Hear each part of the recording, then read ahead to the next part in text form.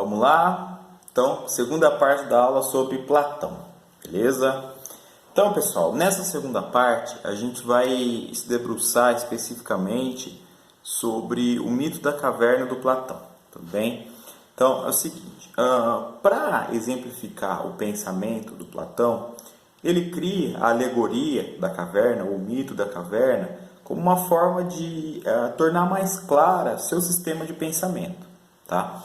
Então, é o seguinte, primeira coisa, ele considera o seguinte, imaginem vocês alguns prisioneiros dentro de uma caverna, desde a infância, desde pequenos, e eles voltados para uma parede que só tem a projeção de sombras. Então, eles estão sentados, olhando para uma parede, né? Atrás deles tem uma labareda de fogo, tem uma fogueira, e ali o que acontece? Todas as imagens que se formam são sombras. Por quê? Porque aqui está o fogo, aqui estão as imagens se formando, projetadas na parede, e eles aqui, né, digamos, assistindo, vendo aquilo desde pequeno. Bom, portanto, se a gente for por essa linha de raciocínio, a gente vai entender que desde cedo essas pessoas, né, que hoje já são adultas, elas estão treinadas, acostumadas a pensar que o mundo real é o mundo das sombras, o mundo das representações, tá? Então, o que isso quer dizer? Quer dizer que para o Platão, esse tipo de mundo é um mundo irreal, é um mundo que a gente acha que é verdadeiro, é o mundo da aparência, mas, na verdade, as pessoas que veem ele não acham que isso é o mundo da aparência, mas o próprio mundo verdadeiro, o próprio mundo da realidade, tá? Até que um determinado dia, um dos prisioneiros, ele consegue se libertar das correntes que o amarram, né, que o prende, e por questão de curiosidade e por coragem também, ele vai seguindo uma outra fresta de luz, um outro lugar que para ele é novo, já que ele está liberto, e ele consegue se rastejar e sair da caverna. Quando ele sai da caverna, ele atinge onde? Ele atinge a superfície da caverna. E lá ele se dá conta que existe um outro mundo, né? Lá ele se dá conta que existe um mundo acontecendo que ele nunca tinha imaginado existir, porque ele só teve acesso ao mundo das cavernas, tá? Então, o mundo fora da caverna, o mundo da superfície, aquele mundo que o sol inicial, quando bate nos meus olhos, é um mundo que aquilo me choca no primeiro momento, é uma coisa que eu ainda não estou acostumado muito bem como funciona. Para o Platão, é um mundo real, é um mundo verdadeiro, tá? É o mundo da essência. Então, para o Platão, é o seguinte, ele considera que o mundo de dentro é o mundo da aparência, mundo que eu acho que é o verdadeiro. E o mundo fora da caverna é o mundo realmente verdadeiro, tá? Beleza. O que acontece nessa alegoria do Platão? Esse prisioneiro, ele retorna para a caverna, e quando ele retorna para a caverna, qual que é a posição dele? Qual que é a atitude dele? A atitude dele é de libertar os demais prisioneiros, para que eles possam ver também a realidade, o mundo lá de fora. Bom, então, essa realidade é o que ele quer esclarecer para os seus amigos, né? Para as pessoas que estão com ele e que ele tem, enfim, que ele tem uma certa relação, que sempre teve uma certa relação, tá? Bom, o que a gente pode entender então sobre essa alegoria da caverna do Platão? Na verdade, é um jeito do Platão que ele encontrou para poder demonstrar como ele pensava. A gente pode entender o seguinte: existem duas características, dois pontos a se explorar sobre o mito da caverna do Platão. O primeiro dele é epistemológico. E quando eu digo epistemológico, eu estou dizendo que é assim, é aquele campo da teoria do conhecimento em que se pergunta como eu posso conhecer as coisas de modo seguro. Tá? Então, a epistemologia é o debate que existe sobre como eu posso conhecer as coisas de forma segura. tá? Então, o Platão, na parte da epistemologia, ele vai desenvolver a seguinte ideia. Ele vai dizer assim: o mundo que a gente acredita que é verdadeiro, né, da caverna, é aquele mundo que não é verdadeiro na verdade. Então, eu saio e eu encontro a verdadeira realidade para fora dessa caverna, tá? A essência das coisas. Para o Platão, ele vai dizer que, digamos assim, o mundo real, né, o mundo da essência, é aquele mundo em que, digamos, a essência ela está estática, ela sempre é uma coisa só. O mundo da essência é um mundo verdadeiro e é um mundo em que quer dizer que as coisas são como são porque elas pertencem a uma ideia estática do que é. Então, por exemplo, abelhas. O que são abelhas? Não importa a espécie, a origem, qual abelha eu estou falando, mas estou falando de uma ideia em geral sobre abelha, certo? Outra coisa, o mundo da aparência é aquele mundo que sempre muda. Eu sei que a abelha ela nasce, ela se desenvolve e ela morre, mas esse mundo é o que está sempre em mudança, em transformação, beleza? Então, como que ele relaciona essa questão da essência e da aparência? Para o Platão, a essência é sempre a mesma, uma coisa só, ela é una. Enquanto a aparência, ela é o que sempre se move. Quando a gente atinge o mundo da essência, que é o mundo para fora da caverna, é o mundo verdadeiro. E é o mundo que eu tenho as ideias perfeitas, claras, distintas na minha cabeça. Então, aquelas ideias, elas não morrem. Elas são para sempre. São aquelas ideias estáticas, né, perfeitas, belas. Enquanto a ideia de mudança, a mudança é algo que sempre está acontecendo. Por exemplo, ele vê que as coisas mudam ao redor dele e ele não desconsidera isso, mas ele diz que, por mais que elas mudem, ela tem uma essência que é a mesma coisa. Então, a abelha nasce, se desenvolve e morre. Ela mudou ao longo da história dela, mas a essência, que é o que ele está se perguntando, é uma só. Que essência é essa? Ser abelha. Então, isso é a essência que ele está chamando a atenção. Tá? Bom, aí, pessoal, no mito da caverna, ele é importante para a gente entender assim, qual que é o sistema de pensamento que ele cria. Por um lado, a gente pode considerar que assim, o mundo das ideias para o Platão, que são as ideias perfeitas, as ideias belas, as ideias que existem já no pensamento, que a gente é o que tem que buscar ela para a nossa vida. O mundo das ideias é como se fosse o mundo fora da caverna, é o mundo da essência, é o mundo em que as coisas são belas, são perfeitas.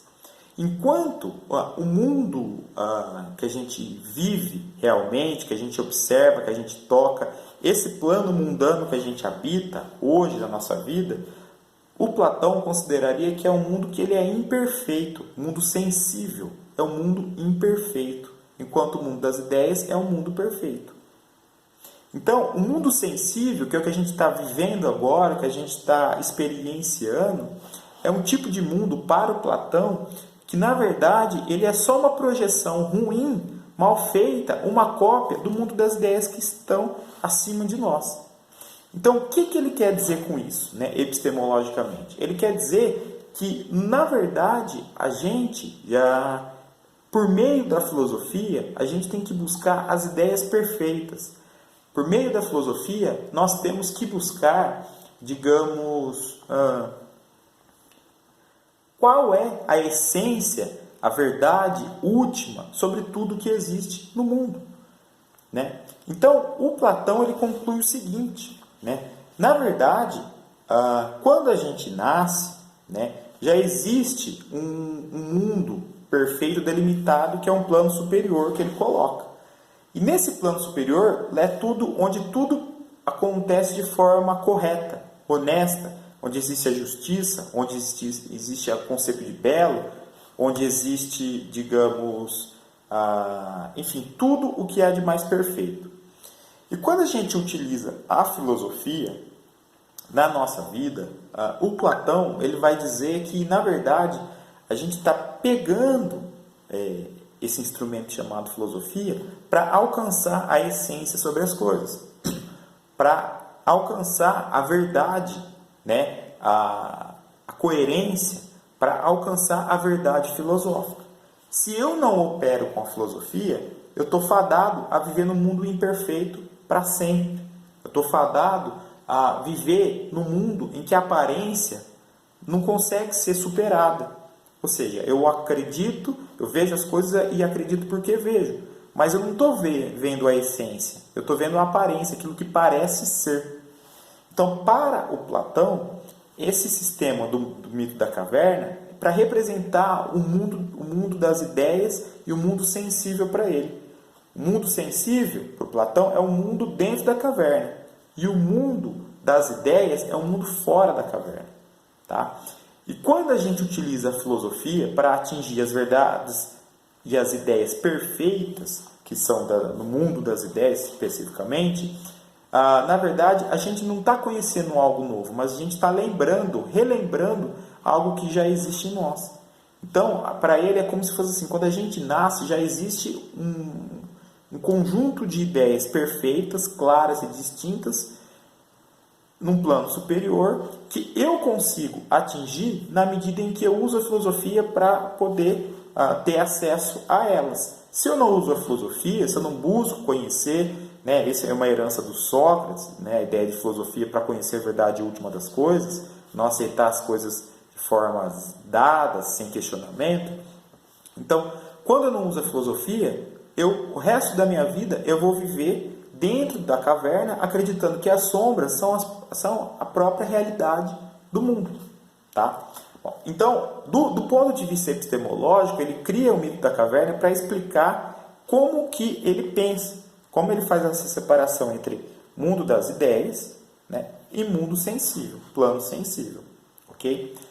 Do ponto de vista agora político, que é a segunda dimensão importante para a gente entender o mito da caverna, ele vai dizer o seguinte: só pode ser um governante, só pode ser alguém que tem a coragem de governar os demais, aquela pessoa que consegue se liberar das correntes e atinge, né, o mundo real, que é o mundo da superfície, que saia do mundo das sombras, das projeções da caverna, na parede da caverna, porque aquilo lá não é real. Então, a pessoa que é um governante tem que ser uma pessoa corajosa, com vontade de ter sabedoria, de ter conhecimento. Sendo assim, para o Platão, o governante não pode ser qualquer um. Tem que ser aquele que cultiva a filosofia, que é, assim, um instrumento mais eficaz e mais valioso do ser humano para conhecer e para viver. Então, a gente não pode ser governado por sofistas, que é a crítica que o Platão faz, que a gente viu no primeiro vídeo. A gente tem que ser governado por um rei filósofo, que tem compromisso com a verdade. Então, essa é a dimensão política do Platão. E mais uma coisa, o Platão também, quando ele diz que o prisioneiro, depois que ele atinge a superfície, ele retorna para a caverna para libertar os seus amigos, aquela é uma função política, por quê? Porque ele não atribui a ele apenas a verdade. Ele quer socializar, ele quer democratizar, ele quer mostrar que um mundo fora da caverna é possível também. Então, por isso que ele tem a atitude de retornar para a caverna e liberar os seus antigos companheiros de prisão para mostrar para todo mundo o verdadeiro mundo. Então, a ideia é assim, a partir do momento que a gente descobre a filosofia, a gente descobre o conhecimento, a razão, a gente não quer guardar só para a gente quer ensinar para os demais. Por quê? Porque ensinando para os demais, a gente pode criar uma sociedade ou uma cidade-estado, no caso Atenas, onde Platão vivia, perfeita. Uma cidade-estado que cultive o quê? A virtude da razão, da sabedoria, do conhecimento e afaste a ignorância. Então, por isso que é importante o pensamento do Platão. Tá? O Platão ele é tão importante a época dele e depois posteriormente, que, por exemplo, a Igreja Católica vai se amparar no sistema de pensamento platônico para criar também a sua teologia. Então, se a gente pega um autor que veremos adiante, o Santo Agostinho ele vai modificar algumas ideias do Platão, não só o Santo Agostinho, mas outros teólogos também, de modo que a Igreja Católica vai também criar seu sistema teológico dividindo o céu e a terra. Por quê? Porque o céu é o mundo perfeito, é o mundo em que nós temos, né, nós que eu digo, os cristãos, e os cristãos têm que buscar por meio da crença num determinado tipo de Deus e de uma forma de crer, ele vai atingir depois da morte o plano superior, que é o céu, que é o mundo perfeito. Enquanto isso, onde nós estamos? Nós estamos vivendo aqui e agora, no mundo que é imperfeito, no plano mundano imperfeito, que somente se a gente descobrir, né, que Deus é a ideia de amor, a ideia de perfeição, aí sim, fazer o que ele acredita que é o correto, a gente vai atingir um plano superior. Ou seja, a Igreja Católica, posteriormente, pegou o sistema de pensamento do Platão. Só que ao invés da filosofia, para atingir o lugar perfeito, ele coloca a crença em Deus, né?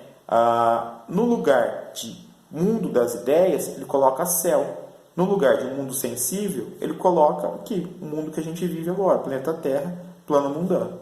Tá? Então, é uma correlação de pensamento. O Platão vai influenciar também o pensamento da Igreja Católica posteriormente. Beleza? Católica não só católica, mas cristã, né? Digamos. Né? Que o catolicismo veio antes. Beleza, pessoal? Grande abraço, hein?